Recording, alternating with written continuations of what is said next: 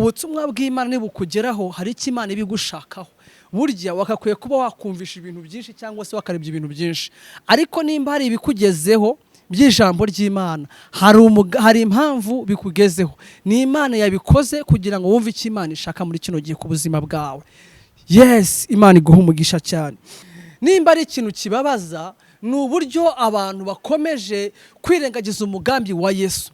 Nibyo, Imana ni nziza itanga amazu, Imana ni nziza itanga ibyiza, Imana ni nziza igira neza, ariko si cyo kintu cyazanye Yesu. Icyazanye Yesu Kristo ni ugukiza abanyabyaha, nta kindi kintu bongeyeho. Pawulo amaze kubivuga hoho yaravuze ngo kandi muri abo banyabyaha ni njye w'imbere. Ni ukuri reka mbabwire, dukwiye kuba abantu bagira ishyaka bo kugira ngo bakizwe mu ba mbere, kubera ko ibya nyuma tutabizi ariko dukizwe mu ba mbere. Iyo umuntu abona akabona hari ibintu akora bitari byiza, ari mu buriganya, ariko Imana yo yagambiriye kumukiza. Yes, umuntu rero nubwo yacumuye, umuntu nubwo yagiye kure y'Imana, ariko muri kino gihe twahawe Kristo kugira ngo tumwizere automatically dusubire mu ishusho y'Imana kandi dukore iby'Imana ishaka. Iby'Imana ishaka nibyo yagambiriye tuzabasha kubikora mu kwizera Yesu Kristo no kumwimika muri twebwe nk'umwami n'umukiza w'ubugingo bwacu. Bikorwa mu kwizera, ntago tubinywa mu mazi, nta nubwo tubirya mu biryo, ahubwo turabyizera ndetse tukimika uwo mwami automatically. Imbuto yo gukiranuka ndetse na kamera y'Imana ikaza muri twebwe, tugatangira tugakora ibyananiye ikiremwa muntu. Njya byemera ko abakristo bakora icyaha iyo bakiri mu rwego rumwe, ariko iyo bagiye kugenda bazamuka bagenda barenga ibyo gukora ibyaha, ahubwo bagakora ibyiza, kubera ko imbuto y'icyiza niyo ibarimo. None se wowe wakera itunda uri umwembe? Nuko rero mu gihe cyo kutamenya, umuntu akora ibiri mu bujiji, ariko mu gihe cyo kumenya umuntu akora ibyo yamenye. Uko umuntu arushaho gusobanukirwa no kwinjira mu ijambo ry'Imana no gutindana n'umwami, niko arushaho kwiyambura imirimo ya kamere, ariko akambara imikamere y'Imana.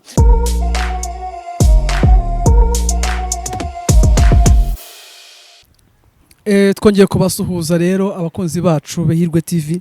Ngende Patrick, dusanzwe tubana mu ijambo ry'Imana kenshi. Imana ikomeze kubaho umugisha kandi Imana ikomeze kubagirira neza. Impamvu ya bino bintu byose ni ukugira ngo isezerano ry'umwami wacu risohore yuko ubutumwa bugomba kugera mu mahanga yose.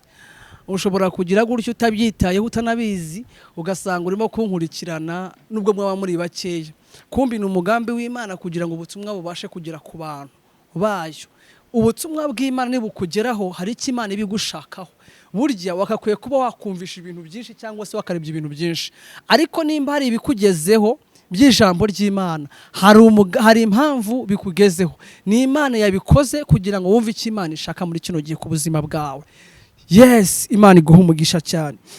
Timoteyo wa mbere ibice cya mbere umurongo wa 12 haravuga ngo ndashima Yesu Kristo umwami wacu wambashishije yuko yatekereje ko ndi wo kwizerwa angabira umurimo we, nubwo nabanje kuba umutukanyi. Aho ni 13, umutukanyi n'urenganya n'umunyarugomo, ariko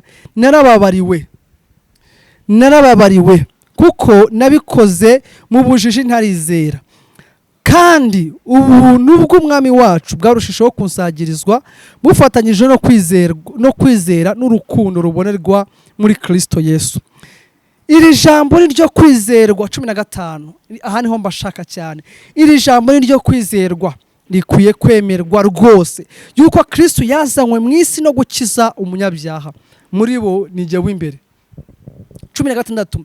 Ngicyatumye mbabarira ni ukugira ngo Yesu Kristo yerekanirwe muri jye uw'imbere, kwihangana kwe kose, ngo mbe icyitegererezo cy'abazamwizera bagahabwa ubugingo buhoraho. Amen. Bene data, nongeye kubasuhuza kandi iri ni ijambo ngira ngo rirerire. Ni ijambo Pawulo yandikiye Timoteyo. Pawulo yandikiraga Timoteyo nk'umwana we, kandi Pawulo yafataga Timoteyo nk'umwana we, Timoteyo akamufata nk'umubyeyi we. ndetse urabizi ko hari impaka zivuga yuko muri kino gihe abantu benshi bakunze kwita ba dadi babaki, ariko mwumve ngo Imana mu muntu ijya ibasha kubyara undi muntu mu buryo bw'umwuka. Imana ntabwo izakoresha ibiti, ntabwo izakoresha inguge, nta nubwo izakoresha inka, izakoresha umuntu kugira ngo ibashe gukiza umuntu. Rero Timoteyo nk'umwana wa Pawulo aza kumuha inama mu rwandiko rwiwe, amubwira amagambo menshi kandi amagambo meza mwakomeje kumva, amagambo ngira ngo asobanura uko Pawulo yari ameze, asobanura n'uko ameze, asobanura n'uko Imana imushaka. Yaravuze ngo mwibuke ko nabanje kuba umuntu utukana, utemera ibi bintu by'Imana, utanabishaka, utanashaka no kubyumva, ndetse mbuza n'ababivuga kugira ngo abandi babyumve. Narwanyije Kristo pe, naramurwanyije rwose, ndabihamya ko namurwanyije. Ngo ariko nubwo nabikoze gutyo, nari mu bujiji, nari ntarizera. Ngo ariko ubu ngubu ngo ndashimira Kristo ngo wabashije kubona ko ndi uwo kwizerwa, ngangabira umurimo nk'uyu nguyu w'igiciro. Iyo usomye 16:5 haravuga ngo iri jambo ni ryo kwizerwa ngo kandi rikwiye kwemerwa rwose yuko Kristo yazanywe mu isi no gukiza umunyabyaha, muri bo ninjye w'imbere. Yesu ashimwe. Nimba ari ikintu kibabaza ni uburyo abantu bakomeje kwirengagiza umugambi wa Yesu. Nibyo Imana ni nziza itanga amazu, Imana ni nziza itanga ibyiza, Imana ni nziza igira neza, ariko si cyo kintu cyazanye Yesu. Icyazanye Yesu Kristo ni ugukiza abanyabyaha, nta kindi kintu bongeyeho. Pawulo amaze kubivugaho yaravuze ngo kandi mu abo banyabyaha ninjye w'imbere. Ni ukuri reka mbabwire, dukwiye kuba abantu bagira ishyaka bo kugira ngo bakizwe mu ba mbere, kubera ko ibya nyuma tutabizi ariko dukizwe mu ba mbere. Iyo umuntu akabona hari ibintu akora bitari byiza, ari mu buriganya, ariko Imana yo yagambiriye kumukiza. Yes, hari umubi, hari umushukanyi, hari shitani, hari umurimbuzi, hakaba n'umukiza. Rero ijambo ry'Imana riravugwa cyane kugira ngo abantu babashe gukizwa, kubera ko Yesu yaje kubakiza umujinya ndetse n'ububata bwa Satani. Satani yarakariye umuntu ari mu ijuru, ngo arebye reba ubwiza Imana ihaye umuntu n'icyubahiro Imana ihaye umuntu, kubera ko Bibiliya iravuga ngo umuntu Imana yarusaho gato kumugira nkayo, kubera ko yamushyize mu isi mugira umwami w'ibyo mu isi byose. Mu isi ihashyira ibyaremwe, ihashyira n'indi bintu byose byihari, ndetse mu isi hari n'abamarayika. Abo bose bagombaga kuba ari abantu bari kugira gute, bari kuyoborwa n'umuntu, bose bumvira umuntu.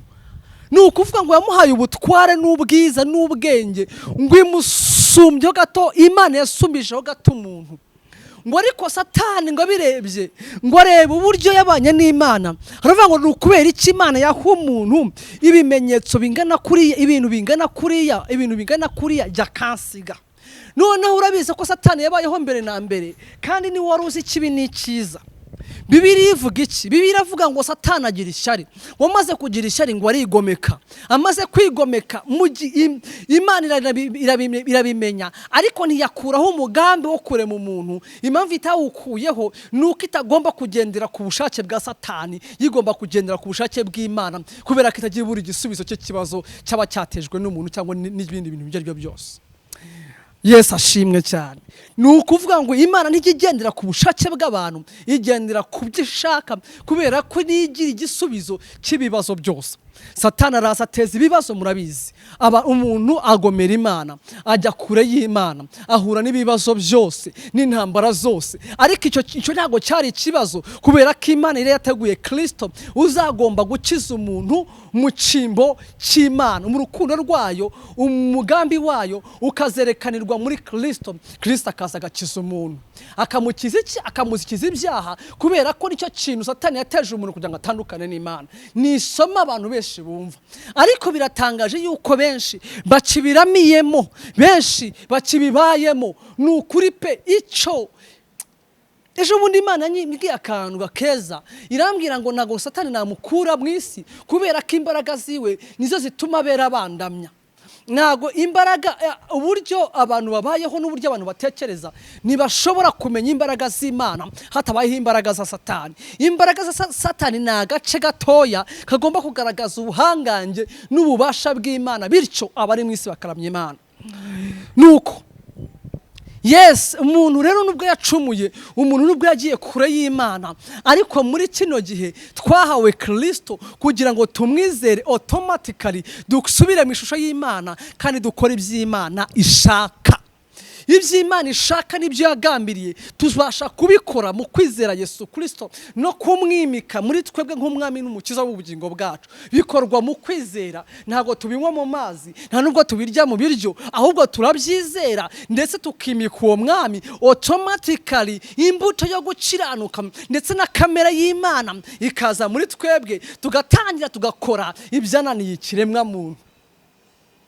Hanyuma twe tugakora ibyo Imana yashatse kuva kera kose, ibyo Imana yashatse ko dukora tukabasha kubikora iyo tumaze kwizera Yesu Kristo.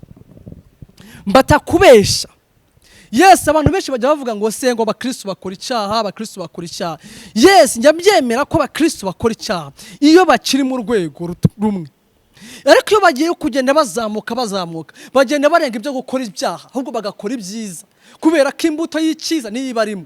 None se wowe wakera itunda uri umwembe? Nuko rero mu gihe cyo kutamenya, mu gihe umuntu cyo kutamenya umuntu akora ibiri mu bujiji, ariko mu gihe cyo kumenya umuntu akora ibyo yamenye.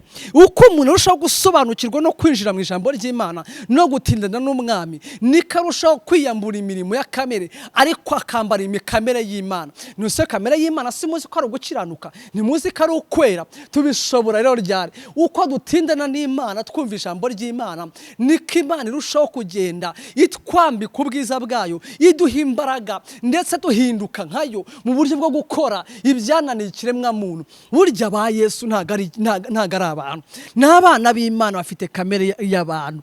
Niyo mpamvu naho bazaba hatandukanye naho abandi bazajya, bo bazajya kubana n'umwami. Kubera iki? Batojwe gukiranuka mu isi kandi barabikora, batojwe kwera kandi barabikora, batojwe kuramya Imana kandi barabikora, batojwe kumvira Imana kugira ngo nibajya mu ijuru nk'abana bazumvire se.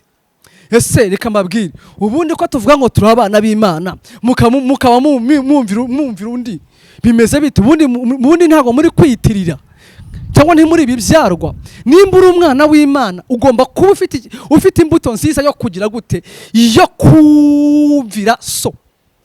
Nta mwana utumvira se, uwo ni mayibobo cyangwa se n'iki byarwa ntituzana bamukuye. Ntagashyirwa mu bana, arakumirwa, arahezwa. Niyo mpamvu muri iyi si turimo turarwana intambara ikomeye cyane yo kumvira Imana muri buno buzima, kugira ngo tuzabashe kuyumvira nitujya mu ijuru. Nutabishobora rero ntuzateganye kuzajya mu ijuru, kubera ko Imana ntiyakwiteza. Nutabasha kumvira ababyeyi bawe, ntabwo Imana izakwiteza. Wewe none wayikorera gashya. Nutumvira abakozi b'Imana ntabwo uzajya mu ijuru. Kuko ugiye mu ijuru ibyo wakora none biteye ubwoba, nitwanabivuga hano. Wakora ibyawe kandi mu ijuru ntabwo wakora ibyawe, ntabwo ukora ibyawe, ukora ibyo mu ijuru. Kandi ibyo mu ijuru rero biri mu ijambo ry'Imana, kandi ibyo mu ijambo ry'Imana ntibigoye. Iyo dufite umwuka wa Yesu automatically turabishobora. Yesu ashimwe cyane. Keretse icyabyawe na Satani ntigishobora gukora ibyo ijambo ry'Imana rishaka. Icyabyawe na Satani, icyabyawe n'inzoka, ucyabyawe n'inzoka cyose ntigishobora gukora ibyo Imana ishaka. Keretse icyabyawe n'Imana nicyo gikora ibyo Imana ishaka.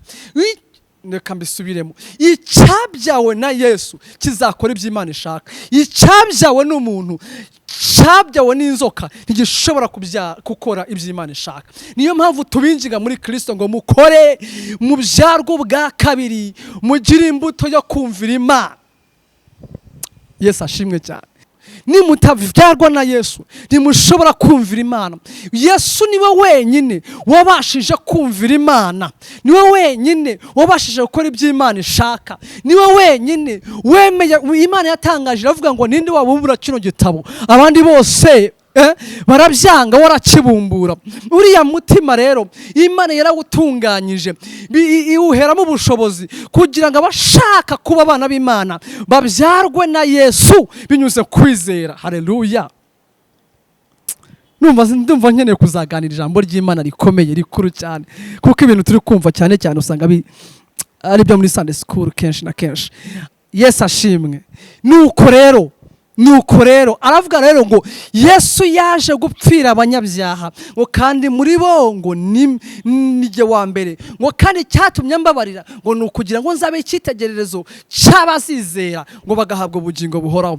Gukizwa ntibirangirira mu gubabarirwa ibyaha gusa, birangira no kugira ngo ube icyitegererezo cyangwa uvuge ubutumwa bwiza n'abandi bantu bahinduke. Amen. Ndimo nagana ku musozo. Bene data nimwirengagize gutungana kora rwose. Bene data nimwirengagize gutungana, kuko gutungana nibyo bizagaragaza ko muri abana b'Imana. Bene data ntimuzirengagize gukora imirimo myiza, kuko so wo mu ijuru niwe ukora imirimo myiza, muza mumupresence neza. Bene data ntimwirengagize imvugo y'urukundo, kuko so wo mu ijuru nibyo bimupresenta, niwe umupresenta. Bene data ntimwirengagize kuramya Imana no kuyisenga kugira ngo ube representa mwiza, kubera ko uri kuvuga iby'iwanyu. Bene data ntimwirengagize gutungana, mutungane kuko mwarababariwe. Imana ibaha umugisha. Tuzasubirana akagaruka. Iyi ni IHIRWE TV, wibuke ukora subscribe. Imana ibaha umugisha.